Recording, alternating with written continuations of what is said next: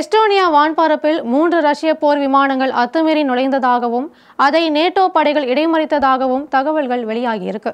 ஏற்கனவே ஜார்ஜியாவில் ரஷ்ய ட்ரோன்கள் நுழைந்திருந்த சம்பவம் பேசுபொருளாகி இருந்த நிலையில தற்போது எஸ்டோனியாவிற்கும் ரஷ்ய போர் விமானம் நுழைந்திருப்பது பரபரப்பை ஏற்படுத்தியிருக்கு. ரஷ்யா நாட்டிற்கு அருகில் இருக்கும் நாடுதான் எஸ்டோனியா நாடு. உக்ரைனிற்கும் இதற்கும் தொடர்பு இல்லை என்றாலும் கூட ஏன் இந்த நாட்டின் எல்லைக்குள் ரஷ்ய ராணுவ விமானங்கள் நுழைந்தன என்பது கேள்விக்குறியாகவே உள்ளது. உக்ரைன் போரை ரஷ்யா கைவிடாத நிலையில் போரை விரிவுபடுத்த நேட்டோவை உள்ளே இறக்கிவிட்டிருக்காங்க அமெரிக்கா. எனவேதான் போலந்து, எஸ்டோனியா உள்ளிட்ட நாடுகள் மூலம் நேட்டோ தயாராகிட்டு வருது.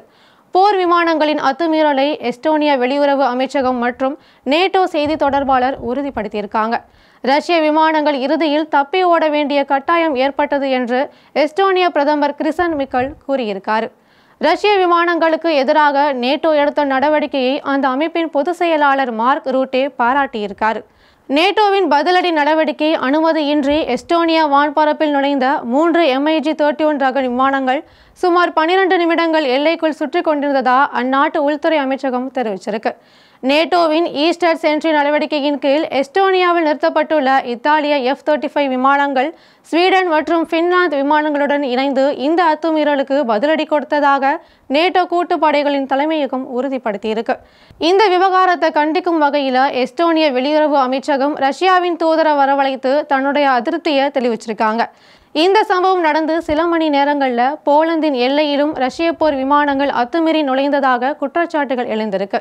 போலந்தின் எல்லை காவல்துறை 2 ரஷ்ய போர் விமானங்கள் போலந்து நிறுவனமான பெட்ரோபால்டிக் நிறுவனத்திற்கு சொந்தமான பால்டிக் கடல் எண்ணெய் தளத்தின் மீது தாழ்வான உயரத்தில் பறந்ததா சொல்லியிருக்காங்க.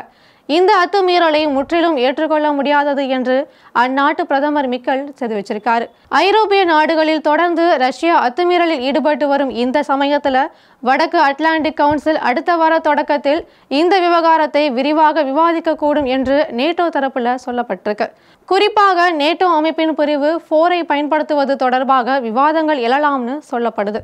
அதாவது நேட்டோவில் உறுப்பினராக உள்ள நாடுகளுக்கு சிக்கல் எழும்போது மொத்த நேட்டோ நாடுகளும் உதவி செய்ய இந்த பிரிவு 4 பயன்படுகிறது. கடந்த வாரம் ரஷ்ய ட்ரோன்கள் மற்றும் போர் விமானங்கள் போலந்தின் வான்பரப்பில் நுழைந்த போது போலந்தும் இதே போன்ற ஆலோசனையை தொடங்கியிருக்காங்க. எஸ்டோனியா வெளியுறவு அமைச்சரின் கருத்துப்படி ரஷ்யா இந்த ஆண்டு ஏற்கனவே 4 முறை எஸ்டோனியாவின் வான்பரப்பை மீறியுள்ளது. இது ஏற்றுக்கொள்ள முடியாதது. ஆனால் இன்று நடந்த சம்பவம் முன்னெப்போதும் இல்லாத அளவுக்கு துணிச்சலாக இருக்கு. ரஷ்யாவின் அதிகரித்து வரும் எல்லை மீறல்களையும் வளர்ந்து வரும் ஆக்ரோஷத்தையும் அரசியல் மற்றும் பொருளாதார அழுத்தத்தையும் விரைவாக எதிர்கொள்ள வேண்டும். அத்துமீறலை ஏற்றுக்கொள்ள முடியாதது என்பதில் நாங்கள் தெளிவாக இருக்கோம். நேட்டோவின் ஒற்றுமையை குலைக்க ரஷ்யா முயற்சிக்கிறது.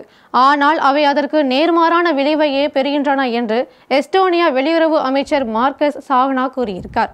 ரஷ்யா எப்போது சிக்கும், போரை எப்படி விரிவுபடுத்துவது என்று அமெரிக்கா கண்கொத்தி பாம்பாக பார்த்து கொண்டிருக்கும் நேரத்தில் ரஷ்யாவின் சிறு தவறு கூட பெரிய பாதிப்புகளை ஏற்படுத்திவிடும் என்பது குறிப்பிடத்தக்கது.